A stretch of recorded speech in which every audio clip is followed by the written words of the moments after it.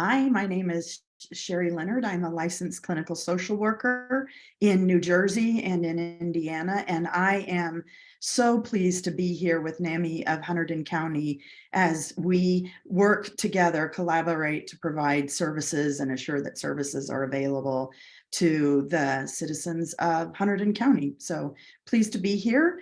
And I began my career in social work after a 30+ year career in pharmaceuticals. Began my social work career about 5 years ago, 6 years ago now. And I began my career in social work after finishing a master's at Rutgers University.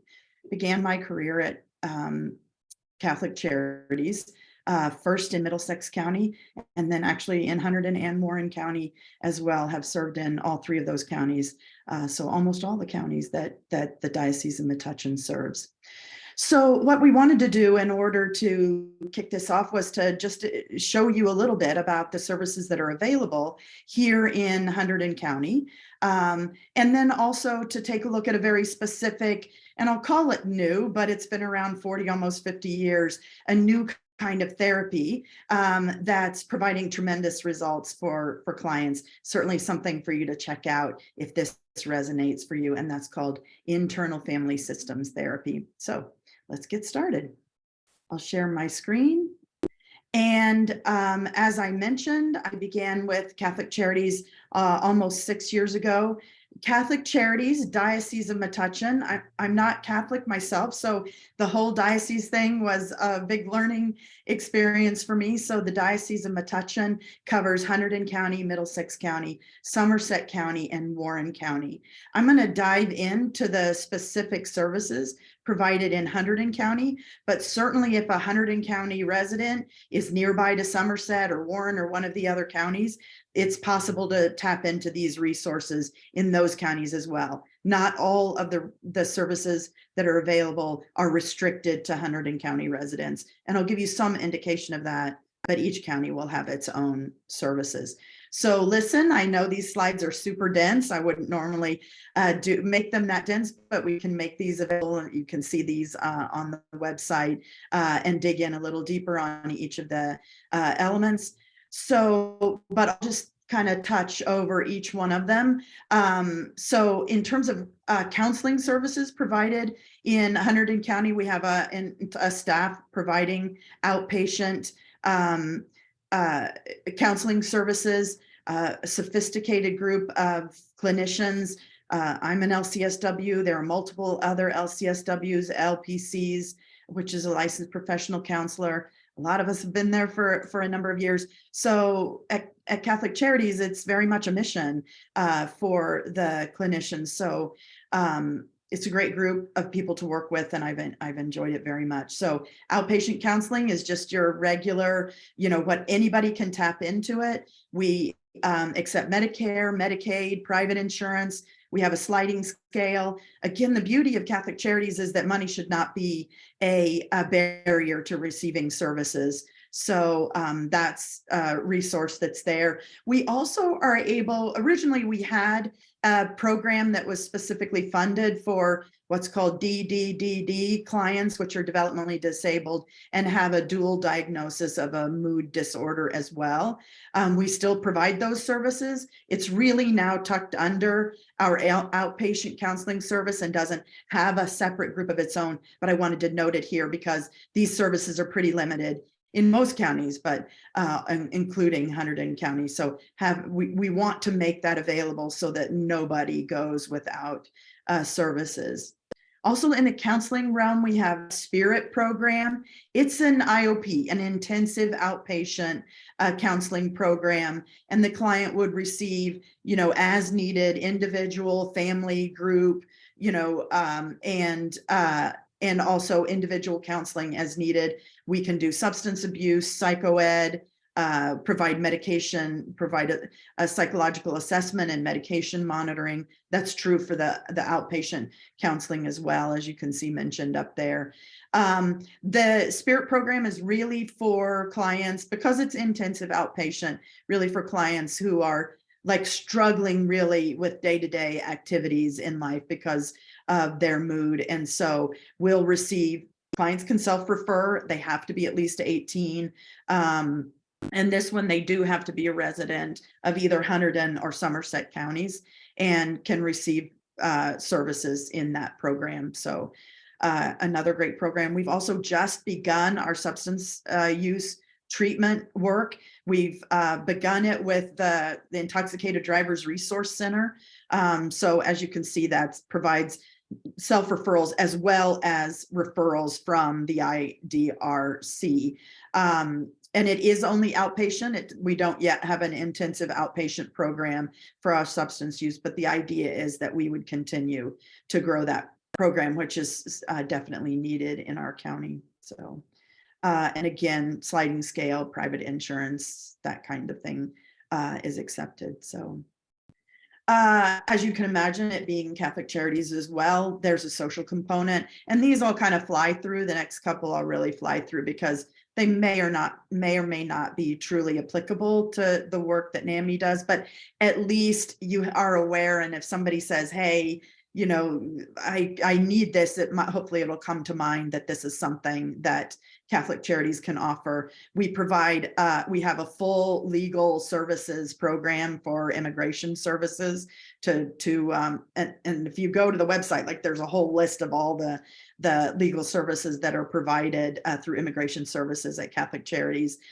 This one they would access at Perth Amboy, New Brunswick, or Phillipsburg, but anybody in New Jersey can access those through Catholic Charities. Also social concerns. Catholic Charities is the solidarity team is about both local and international programs to reduce material poverty and address the needs, sort of across the globe. So volunteers from the community and volunteers from staff and, are welcome to join that team and begin to make an impact for social justice through that work. Right now, and I say right now because I understand we're calling off the pandemic as of May 11th, which simply means, of course, that funding for COVID-related programs will be eliminated. So NJ Hope and Healing Crisis Counseling was one of those programs that the government partnered with Catholic Charities to provide in Hunterdon County. And it was really just a resource for people to reach out to keep them afloat, aloft during the COVID pandemic. As of May 11th, this program will probably morph into something else. It existed in a similar form before COVID, transition to this to support the community, and then we'll probably transition to something else. And then maybe the thing that the Catholic Church is most famous for is the parish social ministries. And we have those in all of those counties, food banks, clothing support. They can come to the office, hey, I don't have enough gas to make it home, or, there are resources like that people can tap into in the office. There's a process for applying for those, but yeah, those are resources available to citizens in Hunterdon County. There are a number of youth services too. There are two kinds of youth services that anybody can access. And then you'll see the next slide is about youth services that have to be referred by Child Protective Services in New Jersey. That's the Division of Child Protection and Permanency. So one that actually may be particularly interesting to NAMI participants is this Hunterdon County Children's Interagency Coordinating Council. And this is open to anybody in the community that wants to be a part of making sure that we're providing services that make sense, that there are no gaps in services for the youth of our county. It's a collaboration with Human Services, the Department of Children and Families, and local providers and local citizens. And as you can see here, the meetings are at the high school on the second Monday of each month at 1 p.m. And the community is certainly encouraged to join if it's your passion to make sure that there are the right services meeting the needs of the youth of our county. We also have what's called mobile response. crisis intervention. A lot of parents don't know about this. Unfortunately, there's no big marketing budget to get it out there. But if there's a parent who's concerned about their safety or the safety of their child, or simply, we have parents who call like, I can't get my child to go to school, you can call mobile response and a counselor will come out to your home and help you work through that situation, help you access services. So the way mobile response is accessed is through this crisis line. And you would simply make that call and somebody would be there. The service is available 24 hours a day, 7 days a week. And within a very short period of time, a clinician would be out there helping. And this is children from 0 to 21. And this is available in Hunterdon County, Warren County, and Somerset County. So this is a resource that few parents know about. So if you have a parent who's struggling with a kid and they feel like they could use this little bit of help, have them tap into this, because this is actually also a great portal to finding the right resources for them in the rest of the county. We also have comprehensive treatment. That is a 3-month in-home counseling program that's provided by the county, Hunterdon County, for families that they can access to receive in-home counseling services for families. They call it with a history of family resistance. It's really where the family's just not functioning and the family agrees that some counseling would help, and in-home makes the most sense. So that's COMP. These are all available by simply calling the office or the numbers that are indicated here. And then there are youth referred. I'll really go fast through this because this one, any of these resources have to be accessed through the Division of Child Protection and Permanency. And so a person has to decide, do I want this involvement in my family in order to be able to access these services?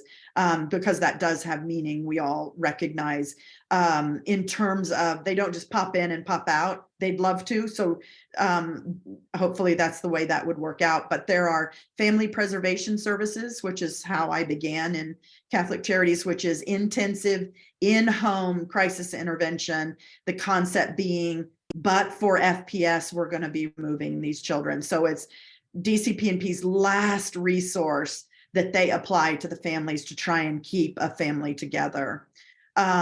So we also have family support services, which can follow on after family preservation services. It's intensive, short, meaning 4 to 8 weeks long, but you're in the home, every day for a couple of hours a day to help stabilize the family. FSS, family support services, is a longer duration, less intensive to keep the momentum going. Also, great program that Catholic Charities runs in these counties in Somerset and Hunterdon counties is what's called Keeping Families Together. This is a long-term, this is like a 5 to 15-year program to stabilize a family that qualifies. It's an expensive program, so the vouchers are very limited. So there could be a wait list. It all depends if you end up applying right when a family has graduated or not. But this is intensive. You get, in-home counseling, you get case management support, you get housing support, you get recovery support. So very intensive program. I think great program, to really move a family from one place to another and break those sort of generational burdens that a family can carry. Aftercare programs are, this is after a child is graduating out of the resource of DCP&P and still needs a little bit of help to make that transition into adulthood. This is for kids who are 16 to 21 and have been involved with DCP&P. So great resource to help make that transition. And last of all, we help with the supervised visitation program for DCP&P if a family is not safe enough to not have somebody there supervising their interactions, then Catholic Charities provides that service. So unless otherwise noted on the slides, all these services would be accessed through the Family Service Center in Flemington on Park Avenue. That's the telephone number. If you ever need any information or would like to partner in some way, Catholic Charities will partner on, events, health fairs and things like that. So if you think, like, I'm not sure exactly how the walk works, but if you think Catholic Charities would be helpful to be involved, then you can reach out to Brooke, and we can continue this collaboration. For more information on these programs or any of the programs in the other counties, you'd simply go to ccdom.org, Catholic Charities Diocese of Metuchen. As I mentioned, there are other dioceses in New Jersey. So if you've got somebody someplace else in New Jersey who you think needs help, have them go to the website for the Diocese of Paterson, Diocese of Trenton, or Diocese of Camden. New Jersey is covered. So they would be able to reach out to Catholic Charities to receive support. So any questions on the Catholic Charities piece before I move on to the therapy modality?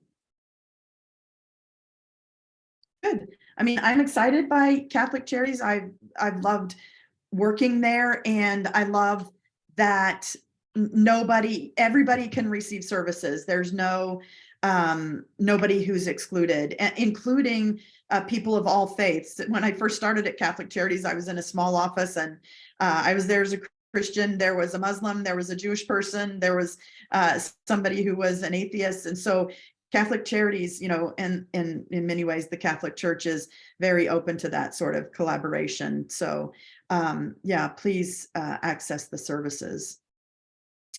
All right, so the therapy I wanted to talk to you about briefly, and listen, I could talk about this forever. I am so excited by this therapy. It wasn't the therapy I first began using when I began my practice in counseling, but it is really the only therapy I use. I partner it sometimes with eye movement desensitization and reprocessing therapy if we need a little boost, but otherwise I just think this is so profoundly healing.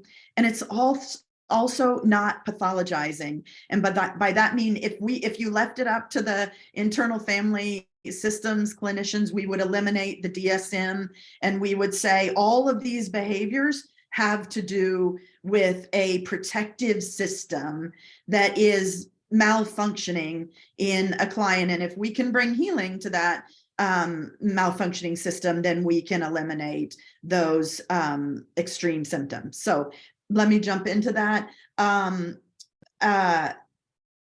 It was developed, like I said, 40 or 50 years ago by Dr. Richard Schwartz. He was a family systems therapist, of family as in your external family.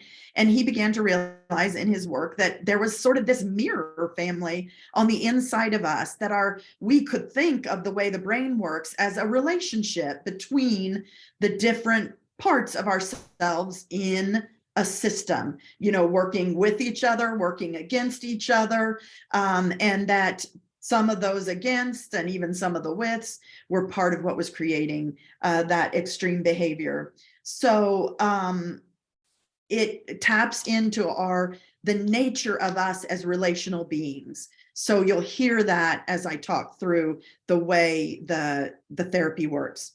So the therapy starts out with this concept that each one of us, every single human being, is born with a self, a true self. In IFS terminology, this would be the self with a capital S.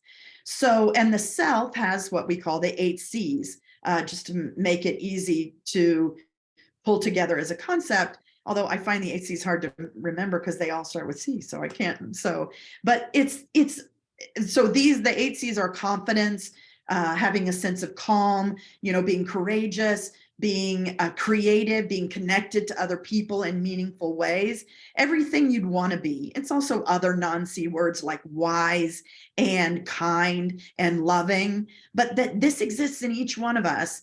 Dr. Schwartz, when he was doing this work, he would even take it into prisons with the worst criminals that had done terrible things. And even there, he said he's never failed to find within that person, to eventually uncover, because the self gets blocked away, a self that is all this tremendous, beautiful energy that's inside of a person. it's really, it's a secular therapy. And he is not a person of faith, but he himself ultimately had to say, like, I think there's something here that's, and he calls it the image of the divine, that there's just something about human beings that is spiritual or beyond the physical. So if the world were a perfect place, you'd have this self, and you would also have what are this system of parts that help you navigate the world. So if you never experienced any difficulty, your parts would be there to help you be organized, or to help you connect to people in ways that are sensitive to who they are and sensitive to who you are. And the parts would help you set boundaries, and all of that work, that action in the world would be infused with this energy of self. You would be able to set boundaries with confidence and courage, and you would be able to be very creative and not, be able to use your parts to create something, a piece of art, and it would be your creative coming out. So if the world were like that, you would be in this great position where the parts were totally led by the self, and you operated in this peaceful place. Doesn't work like that. And what happens is, so as I've said here, these parts are functional, they're protective, they're diligent, and they're totally oriented to your survival, your physical and emotional survival. The problem is we don't live in a perfect world, and what happens is we get hurt. And I'm going to refer to these in this system as we call them exiles. And we call them exiles because they get pushed away. So there's a point in time where you become overwhelmed by something that's happened to you. Either it's a physical happening, some sort of a natural disaster, say, or it's an emotional happening, bullying or abuse or something like that. And you're at a stage of your life, and this is the reason why I often call them littles, because it often happens when we're young and have a lot less resources to be able to cope, and you become overwhelmed. And what overwhelm does in your brain is it locks it into place. So you have this very stuck place, typically in the right side of your brain, where you keep all that emotion. So it sits there in this very emotional place, and you're feeling these emotions, and you're feeling this terror, you're feeling the horror or the shame or the lack of safety or whatever it is, and that needs to be covered up. So what happens is these managers come on board very quickly. So imagine, a child who's experienced terrific hurt, say at home, and that child has to keep going to school and keep playing on the playground. So a manager's got to come on board to push down that pain and to be able to make everything look all right for the child, keep functioning in school, keep being able to play and laugh on the playground, despite that terrible pain that they're still holding on to.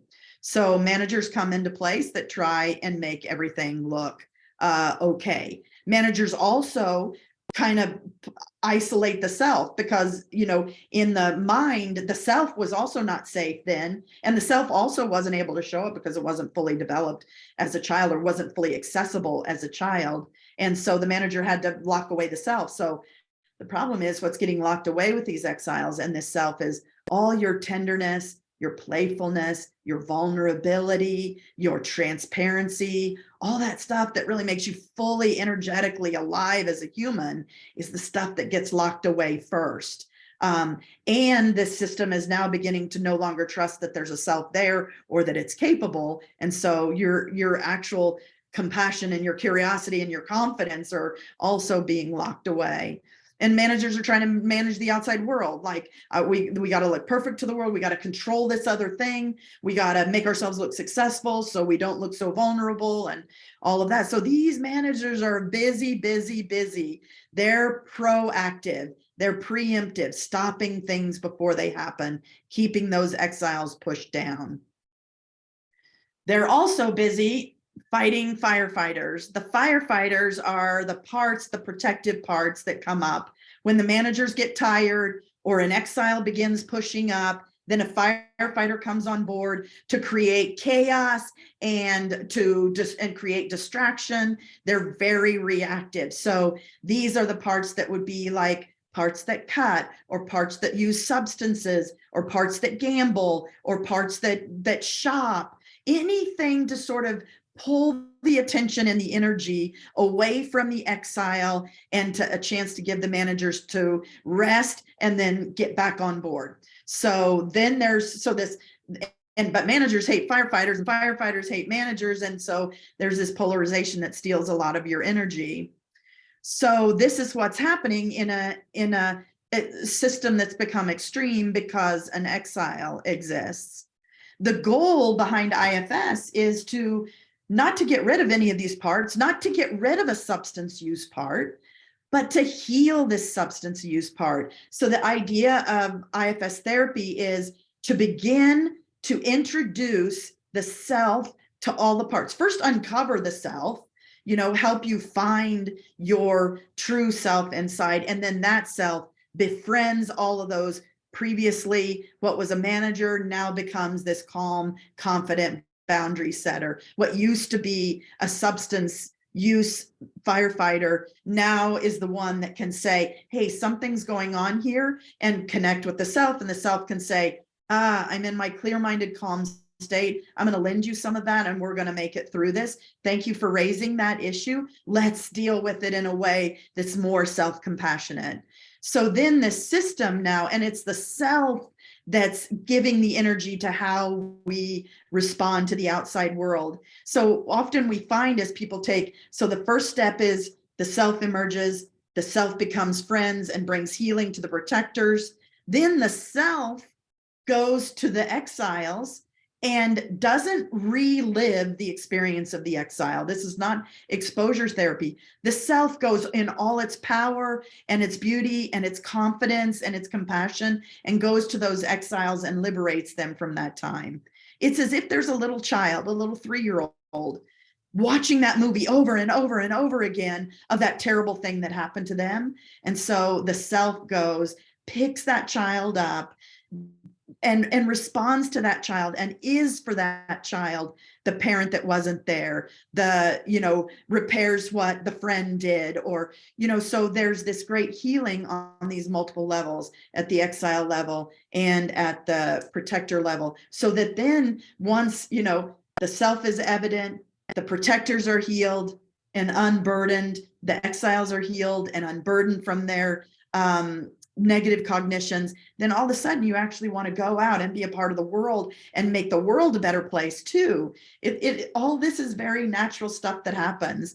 The goal of IFS is that the client would become self-led, become their own attachment figure, that the goal of the therapy is to end the need for the therapist as soon as possible and to help that person live in a way that is their fullest expression of themselves. Nothing needs to be hidden. Everything is in its right place for the way that person sort of was meant to be or was born. So that's the goals, the quick overview of the goals of IFS. Here's a couple of resources. These are ones that I found really helpful. There's a whole list of other resources on the ifsinstitute.com. The IFS Institute is the certifying agency for IFS clinicians at this point. And they are not only, although they are, the training is for master's level licensed clinicians. It's also for coaches and other people that aren't necessarily licensed clinicians, because this is stuff, because you're helping somebody else heal themselves, this is stuff people can do on their own. Like, you could probably read this book, Self-Therapy, and do a lot of this on your own, and then just call in a clinician when things are difficult or when you need a little bit of support. So, and Boundaries for Your Soul is IFS therapy from a Christian faith perspective. But yeah, I couldn't be more excited. And like I said, I could continue to talk about this way longer than I've already too long talked about it so far. So any questions about this? Any clarifications I can make?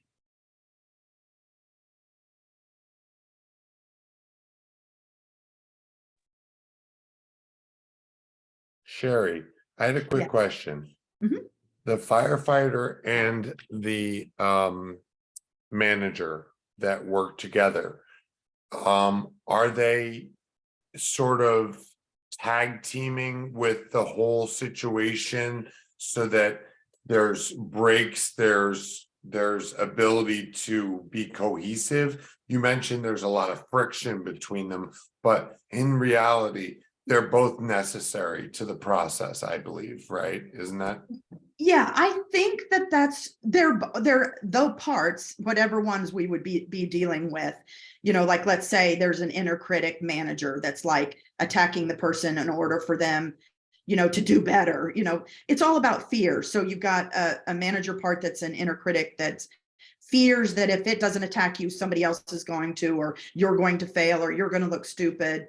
So, but if that gets to be too much, and if an exile begins to push up, then a firefighter will come out to, yes, to create that distraction that will allow for a re-equilibration, if you can call it that. But like, if you think of it in terms of, it looks very evident in like a substance use scenario. So you have somebody who's using substances to get relief, to get a little break from the deafening noise of the inner critic, and how painful that is. So they need a little break, using a substance. And then the manager is like, that's stupid. Why are you doing that? You're damaging this person. You're damaging everybody. And then so the manager takes back over. For how long? Some people can stop using substances for 5 minutes. Some people can stop for a day or a week, but eventually they're going to keep this back and forth of I just picked the inner critic, but it could be any extreme manager, and they just keep going back. So in that way, they perpetuate the brief relief that they're getting. They're just perpetuating that dynamic, when instead, if each one of them could be returned to their naturally valuable state, oftentimes inner critics become your best cheerleader. And so in their healed state, the self can tap into the cheerleader and go, looks like we need some cheerleading over here. The substance use part is, ringing the alarm that really needs something right now. Can you cheerlead this part? Look what you've done. You've been so successful. So that's the better interaction. But you're right. We need every single one of these parts, but we need them in their naturally valuable states, not their extreme states and they're only trying to help. They just think you're 3 is the problem. So they're helping in a 3-year-old way, not in a 50-year-old way. So what a 3-year-old do is going to look pretty dysfunctional on a 50-year-old. So yeah. Good observation. Thank you. Thanks for explaining that. Yeah. Appreciate it. Sure. Helps. Anything else? If you're going to get therapy, get an IFS therapist. I can't tell you how valuable that's. The biggest part of IFS therapy is that I'm in a healed state. Then I can create, as a clinician, the space for healing, for my client to do their own healing. I'm not doing the healing, they're doing the healing, but I have to create that space. So I'm super diligent as a clinician about making sure I'm doing my own therapeutic work. So get an IFS clinician, make sure they're getting their own therapy or in a group supervision or something like that. And you'll be really blessed by the changes that you can experience in this therapy.